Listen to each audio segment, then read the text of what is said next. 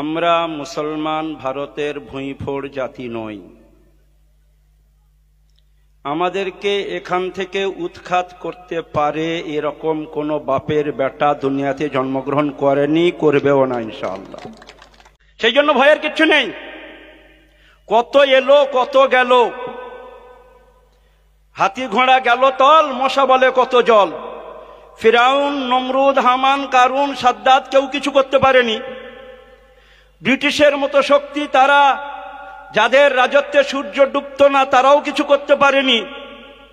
তারা মনে করেছিল ইসলামকে পৃথিবী থেকে শেষ করে দেব, ভারতবর্ষ থেকে মুসলমানদেরকে শেষ করে দেব। আর কোথাকার কালকের জন্ম নেওয়া ভুঁইফোড় কয়েকটা দল, তারা মনে করে মুসলমানদেরকে ভয় দেখিয়ে কিছু করে নেব। আমরা এখানেই জন্মেছি, থাকবো এখানে, এখানেই মাটি হবে। মিনহা খলাকনাকুম ওয়া ফিহা নুঈদুকুম ওয়া মিনহা নুখরিজুকুম তারাতান উখরা। কারোর বাবার শক্তি নেই আমাদেরকে এখান থেকে তাড়াবে। আমরা ওই সমস্ত দাদাদের লাঠি হয়েছি শুধু। ও দাদা তুমি এসো, ও দাদা তুমি এসো। ওই দাদাদের পাল্লায় পড়লে হবে না, নিজেদের বাচ্চাদেরকে নিজেদেরকে শিক্ষিত করতে হবে। কতদিন দাদাদের পিছনে পড়ে থাকবো? এ দাদা বলবে আমার পিছনে আয় তোর কিছু করে দেবো, ও দিদি বলবে আমার পিছনে আয় তোর কিছু করে দেবো, আর এক দাদা এসে বলবে আমার পিছনে আয় তোর কিছু করে দেবো। আরে নিজের বাচ্চাকে তৈরি করো না। এবারে বক্তব্য রাখবেন আমাদের দক্ষিণ চব্বিশ পরগনার এবং পশ্চিমবঙ্গ রাজ্য জমিয়তুল উলামা দ্বীনী তালিমি বোর্ডের সম্পাদক, সাধারণ সম্পাদক জনাব হযরত মাওলানা মুফতি ইমদাদুল ইসলাম সাহেব, খলিফা হযরত মাওলানা সৈয়দ আসাদ মাদানী সাহেব রহমতুল্লাহ আলাইহি। আসসালামু আলাইকুম ওয়া রাহমাতুল্লাহি ওয়া বারাকাতুহু। নাহমাদুহু ওয়া নুসাল্লি আলা রাসূলিহিল কারীম, আম্মা বা'দ। আউযু বিল্লাহি মিনাশ শাইতানির রাজীম। বিসমিল্লাহির রাহমানির রাহিম।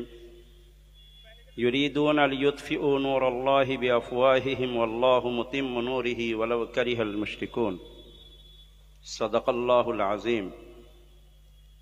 স্টেজে উপস্থিত জমিয়তে উলামায়ে হিন্দের রাজ্য, জেলা ও ব্লক নেতৃবর্গ এবং বিশিষ্ট বুদ্ধিজীবী যারা এসআইআর সম্পর্কে আপনাদের সম্মুখে কিছু উপস্থাপন করলেন এবং করবেন। আমার সম্মুখে ভাঙড়ের শুভবুদ্ধি সম্পন্ন ভাতৃবর্গ, আজকে আমরা এসআইআর সচেতনতার কিছু দিক নিয়ে আপনাদের সম্মুখে আলোচনা সভা রেখেছি। অনেক কথা এসেছে, আরো আসবে। আমাদের রাজ্য সভাপতি হযরত মাওলানা সিদ্দিকুল্লাহ চৌধুরী সাহেব আসছেন। একটা জিনিস বুঝতে হবে, আমরা মুসলমান ভারতের ভুঁইফোড় জাতি নই।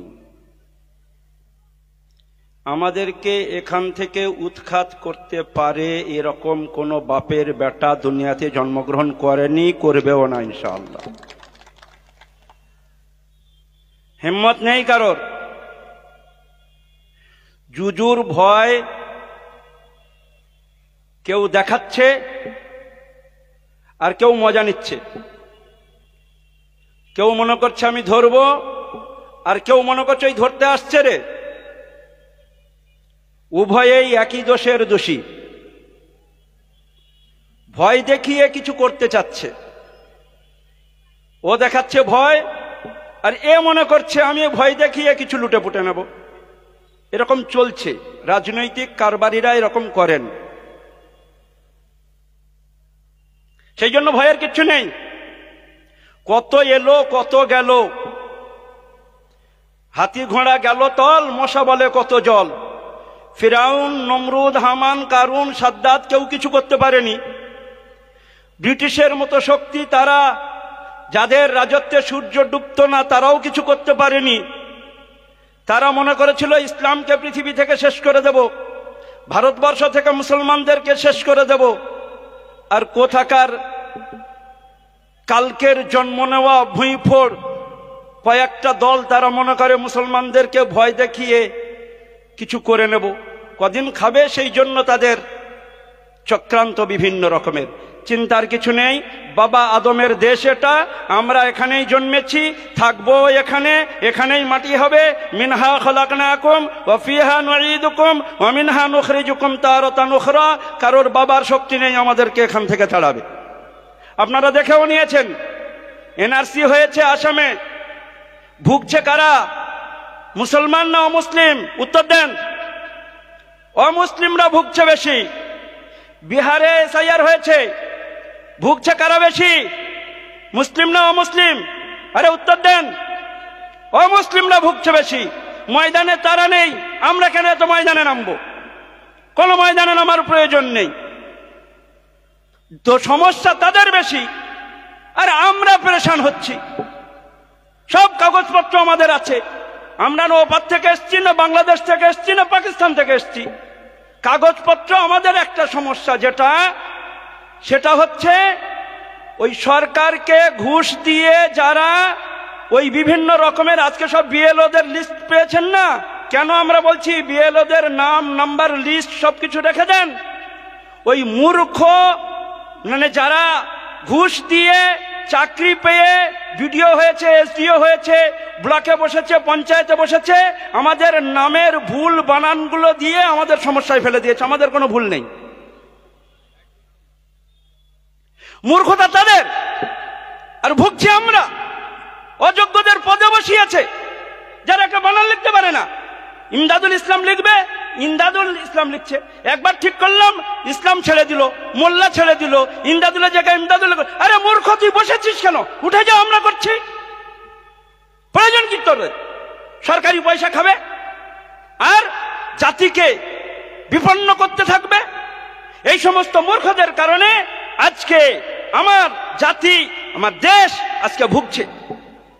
সেই জন্য ভয়ের কোনো কারণ নেই।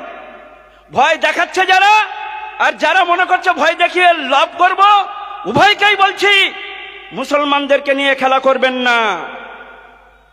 গতদিনে অনেক দল খেলা করেছে, তারা টিকতে পারেনি। খেলা যখন মুসলমান ধরতে পারবে, পাতা উল্টে যাবে। ও আমাদের নিয়ে খেলা করা হচ্ছে। এদিকে সমস্ত বিএলওদেরকে ট্রেনিং দেওয়া হচ্ছে, বাজেট পেশ করা হচ্ছে, আবার রাস্তায়ও নামা হচ্ছে। নাটক মুসলমানরা ধরে ফেললে বিপদে ফেলে দেবে। সেই জন্য ভয়ের কোনো কারণ নেই। কাগজপত্র ঠিক করতে হবে। কাগজপত্র ঠিক নেই কেন? ওই মূর্খদের ধরাতে পারিনি কেন? মূর্খদের এই জন্য ধরাতে পারিনি, আমরা ওই সমস্ত দাদাদের লাঠি হয়েছি শুধু। ও দাদা তুমি এসো, ও দাদা তুমি এসো। ওই দাদাদের পাল্লায় পড়লে হবে না, নিজেদের বাচ্চাদেরকে নিজেদেরকে শিক্ষিত করতে হবে। কতদিন দাদাদের পিছনে পড়ে থাকবো? এ দাদা বলবে আমার পিছনে আয় তোর কিছু করে দেবো, ও দিদি বলবে আমার পিছনে আয় তোর কিছু করে দেবো, আর এক দাদা এসে বলবে আমার পিছনে আয় তোর কিছু করে দেবো। আরে নিজের বাচ্চাকে তৈরি করো না। কই তাদের বাচ্চারা লাঠি নিয়ে রাস্তায় ঘোরে না, বন্দুক নিয়ে রাস্তায় ঘোরে না, বোম নিয়ে রাস্তায় ঘোরে না। আপনার বাচ্চা লাঠি, বোম, বন্দুক নিয়ে রাস্তায় ঘুরবে কেন? কিসের রাজনীতি? মুসলমান নিজের বাচ্চাদেরকে শিক্ষিত করি, নিজেদের বাচ্চাদেরকে ওই রাজনৈতিক নেতাদের পা না ছাঁটাই। তারা আজকে লাথি মারবে, স্বার্থ ফুরালে কালকে লাথি মারবে। যতক্ষণ স্বার্থ ততক্ষণ আপনাকে রাখবে, স্বার্থ শেষ হলে আপনাকে লাথি মেরে ছুঁড়ে ফেলে দেবে। ভয়ের কিছু নেই। জমিয়ত উলামা হিন্দ 1947-এর পরের পরিস্থিতি আর 1947-এর আগের পরিস্থিতি 1803 থেকে লড়াই করেছে। 1803-এ ঘোষণা হয়েছিল people belong to God, country to the king, administration to East India Company. বাদশাহ রাজত্বে হুকুমাধিপত্য করবে ব্রিটিশ ইস্ট ইন্ডিয়া কোম্পানি। তখনই দেশ পরাধীন হয়েছে। তখন থেকে জমিয়ত উলামা আন্দোলন করছে। মুসলমানদের হুঁশ হচ্ছে না। মুসলমানরা বন্দুক কিনছে, বোম কিনছে, দাদা বাঁচাবে, দাদার পিছনে দৌড়াচ্ছে। স্কুল তৈরি করতে কি হয়েছে? বাচ্চাদের টিউশন দিতে কি হয়েছে? ওই বাচ্চাদের ওই সময়টা শিক্ষা এগোই। আমার কাগজ আমি বাচ্চা থেকে ঠিক করব, আমার বাচ্চাকে এইরকম শিখিয়ে দিই। আমার পর্যন্ত যা হয়ে গেছে হয়ে গেছে, ভবিষ্যৎ বাচ্চারা যেন ওই দ্বারস্থ না হয়, ওই মূর্খ অফিসারদের দ্বারস্থ না হয়। বেঈমান অফিসার, মূর্খ, ওদের গরু চড়ানো দরকার ছিল। 10 বার করে একটা আধার কার্ড ঠিক করতে পারে না। সরকারের পয়সা, আমাদের চাঁদার পয়সা, আমাদের ট্যাক্সের পয়সা, আমাদের পয়সা খেয়ে তারা বড় হচ্ছে, মানুষ হচ্ছে, তাদের বাচ্চাদের লেখাপড়া শেখাচ্ছে, আর আমাদের বাচ্চাদের জীবন বিপন্ন করছে তারা। সরকারের উচিত ছিল ওই মুসলমানদের বানান ভুল করার কারণে যে সমস্ত অফিসাররা দোষী তাদের জেলে পাঠানো। আজকে আমাদের এসআইআর নিয়ে প্রেশান হতে হবে? সব ডকুমেন্ট আমাদের কাছে আছে, কোন একটাও ডকুমেন্ট আমাদের কাছে নেই এমন নেই, শুধু বানান ভুল। মোল্লার জায়গায় ইসলাম করা, ইসলামের জায়গায় মোল্লাল করা, বাপের জায়গায় দাদার নাম করা, উমুকের জায়গায় উমুকের নাম করা। কে করেছে? ওরাই করেছে। আরে 10 বার করে বলে দেওয়ার পরে তবুও কেন ভুল হবে? ধরে দেখিয়ে দেওয়া হচ্ছে তবুও ভুল। ভুল কার? যে ভুল করেছে সে সংশোধন করুক। এমন দরদি যদি আমার সরকার, যাকে আমি ভোট দিই, সে দরদি হলে আমার কাগজ সে নিজে দায়িত্ব নিয়ে যে অফিসাররা ভুল করেছে তারাই সংশোধন করুক। কেন আমি পেরেশান হব?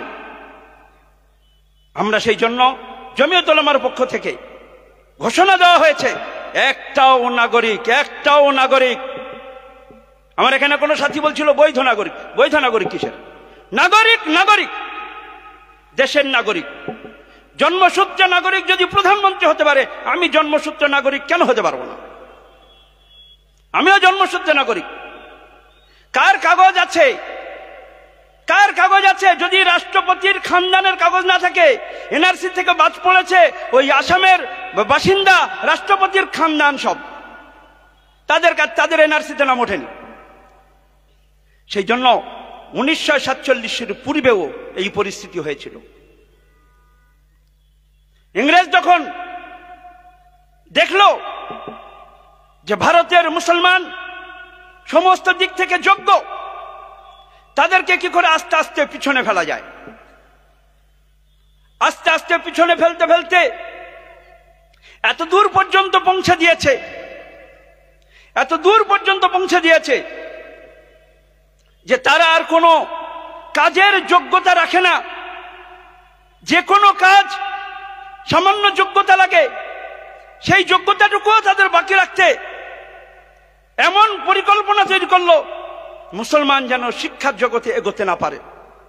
তার জন্য আজকে যে সমস্ত মনীষীদেরকে আমরা শ্রদ্ধা করি, তারাও বাধা দিয়েছে যে মুসলমানরা স্কুল কলেজে যাতে ভর্তি না হতে পারে। আমরা সম্প্রীতির জন্য সকলের সঙ্গে মিলেজুলে থাকতে চাই, কিন্তু মুসলমানরা শিক্ষিত না হোক, এরকম ভারতবর্ষের বড় বড় মনীষীরাও বাধা দিয়েছে যাতে স্কুল কলেজে ভর্তি না হতে পারে। এখনো বহু স্কুল আছে যেখানে মুসলমানদেরকে ভর্তি নেয় না। সেই জন্য মুসলমান তখন থেকেই নিপীড়িত, নিষ্পেষিত। 1857 পর থেকে যখন সিপাহী বিদ্রোহ হয়, তখন থেকে নিয়ে বেশ কিছু বছর যাবৎ শুধুমাত্র লম্বা দাড়ি, লম্বা টুপি, পাঞ্জাবি, পায়জামা এইরকম দেখলে তাকে ফাঁসি দিয়েছে। জওহরলাল নেহরুর লেখা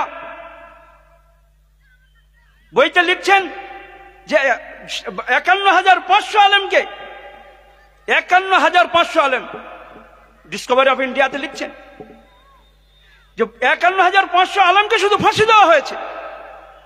কি দরকার ছিল আলেমদেরকে ফাঁসি দেওয়া? আজকে অনেকের কাছে ওলামারা কেন সজাগ করতে এসেছে?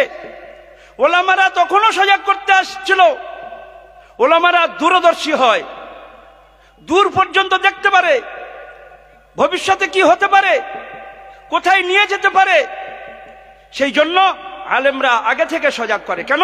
কোরআন হাদিসের ইলম, ইত্তাকু ফিরাসাতাল মুমিন ফাইন্নাহু ইয়ানজুরু বিনূরিল্লাহ, আল্লাহর দেওয়া নূর দিয়ে দেখতে পায় ভবিষ্যতের এই ঘটনা ঘটতে পারে। পীর ওলি দরবেশরা তারা সজাগ করতেন, তাদের উত্তরসূরি ওলামারা সজাগ করছেন। আমরা আমাদের দিক থেকে সজাগ হই। কে আন্দোলন করবে, কে মাঠে নামবে, অনেক দেখা হয়েছে। তালাক বিল নিয়ে অনেক কিছু হলো, সেই তালাক বিল পাশ হয়ে গেল। ওয়াকফ বিল নিয়ে অনেক কিছু হলো, পাশ হয়ে গেল। 370 ধারা অনেক কিছু হলো, পাশ হয়ে গেল। মুসলমানদের কেউ নেই। বলবে সবাই কেউ নেই, ভেতরে ভেতরে একসব হয়ে যাবে, নিজের স্বার্থ গুছাবে। মুসলমান নিজের পায়ে দাঁড়াতে হবে। নিজের পায়ে দাঁড়ানোর জন্য শিক্ষা দরকার, আর নিজেদের মতভেদ শেষ করা দরকার। কিসের ঝগড়া, কিসের অহংকার? কদিনের দুনিয়া, ভাই ভাইয়ের সঙ্গে সম্পর্ক ছিন্ন করছি, ও ওই দল করেছে আমি এই দল করেছি। রাজনৈতিক সম্পর্ক কদিনের, কবরে গেলে শেষ, মাটিতে গেলে শেষ। ও দাদারা ওরা সব এক চেয়ারে বসে চা খাবে, আর আপনাকে ভাগ করে দেবে ভোট নেওয়ার জন্য। আপনি ভাগ হয়ে যাবেন, আর দাদারা লুটেপুটে খাবে। ওই জন্য সমস্ত সারা পৃথিবীর মানুষকে আল্লাহ নবী সাল্লাল্লাহু আলাইহি ওয়াসাল্লাম ভাই বলেছেন। আন্নাস কুল্লুহুম ইখওয়া, পৃথিবীর মানুষ ভাই ভাই, শুধু মুসলমানকে বলেননি। যেখানে কুকুরকে পানি পান করালে জান্নাত পাওয়া যায়, রাস্তা থেকে একটা কাঁটা সরিয়ে দিলে জান্নাত পাওয়া যায়, একটা ডাল চোখে লাগলে কেটে দিলে যদি জান্নাত পাওয়া যায়, সেখানে মুসলমান মুসলমানের দিকে গুলি তাক করবে, মুসলমান মুসলমানকে মারবে। জন্তু জানোয়ারকে যদি এই করা যায়, আর সেখানে মুসলমান মুসলমান রাজনৈতিক হানাহানি, দলাদলি। বারবার বলছি, আবার মুসলিম অধ্যুষিত এলাকা ভাঙড়, ভাঙড়ের দিকে শকুনের দৃষ্টি পড়েছে, ভাঙড়ের দিকে শকুনের দৃষ্টি পড়েছে। ভাঙড়ের মুসলমানদেরকে বরবাদ করার চক্রান্ত চলছে। ভাঙড়ের মুসলমান সজাগ হই, ভাই ভাই বিভেদ মিটিয়ে ফেলি। কোন রাজনৈতিক দল কাউকে সাথ দেবে না, বিপদে পড়লে কেউ সাথ দেবে না। নিজের পায়ে নিজেকে দাঁড়াতে হবে। নিজের কাগজপত্র ঠিক এখন যেমন অসুবিধা হচ্ছে, আগামী 50 বছর পরে যেন অসুবিধা না হয়। SIR বলি, NRC বলি, CAA বলি, যে আইন কেন্দ্র সরকার আসবে, রাজ্য সরকার তার সঙ্গে সাথ দিয়ে সেটাকে পাশ করিয়ে দেবে। আমার নজরের বাইরে। আমার আপনাকে সজাগ হতে হবে, ভেতরে ভেতরে গটাপ করে নেবে। ওই জন্য আমরা সজাগ হই, নিজেদের কাজ নিজেরা গুছাই, দাদাদের দিদিদের পাল্লায় পড়ে লাভ নেই। আমরা আল্লাহ নবী সাল্লাল্লাহু আলাইহি ওয়াসাল্লামের উম্মত।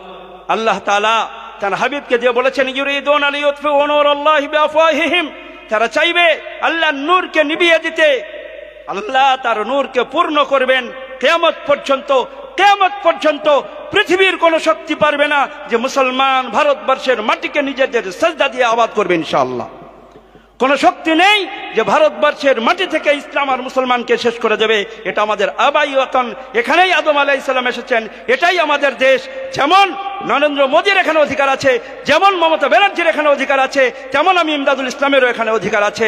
আমরা এক হয়ে, নেক হয়ে, ইখতিলাফকে ভুলে গিয়ে নিজেদের বাচ্চাদেরকে তৈরি করার স্বার্থে আমরা সমস্ত বিবাদ ভুলে গিয়ে এক হই। আল্লাহ তাআলা আমাদেরকে তৌফিক দান করুন। ওয়া আখিরু দাওয়ানা আলহামদুলিল্লাহি রাব্বিল আলামিন।